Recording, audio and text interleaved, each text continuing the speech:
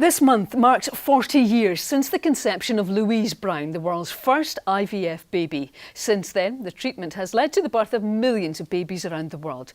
While there's success for some, it can be a stressful and often heartbreaking journey for others. This from Louise Hosey. It was the medical breakthrough which revolutionised fertility medicine. 40 years ago, in vitro fertilisation was successful for the first time, with Louise Brown born 9 months later. The work of Dr. Patrick Steptoe and Professor Robert Edwards was controversial, fertilising eggs in a laboratory before implanting them in the womb. After Louise, Alistair MacDonald's arrival in 1979 made him Scotland's first IVF baby. Now aged 38 and living in Dubai, he considers himself very lucky. I wouldn't be here otherwise, and I just love the fact that there's like 6 million people around the world now that have been born from that procedure, and that I feel quite honoured that I've been part of that whole programme, and that it's just a way of it's a natural way of life to so many people now. Alistair's mum Grace remembers the day of his birth vividly.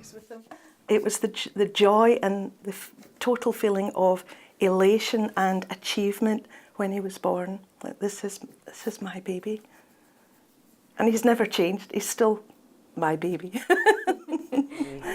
So what we do, we give some medication that produces a picture like this. Nowadays, fertility treatment is offered at centres like this one in Aberdeen. Scotland is seen as leading the way in the UK, funding 3 cycles of IVF on the NHS. We've got time-lapse photography in the laboratory, and that shows the developing embryo from the minute of fertilisation. We don't need to disturb it. We used to have to take it out of the incubator, but now we can leave it and monitor the progress, and that has been an amazing breakthrough. Denise Midler from Inverurie became pregnant on her 3rd cycle of IVF. She'd been trying for a baby with partner Darren for around 9 years. Their son Owen is now 5. It's given us a family, and it's the one thing that unfortunately a lot of couples don't have the pleasure of. It's tea. From the 1970s to the present day, IVF has helped millions of people around the world.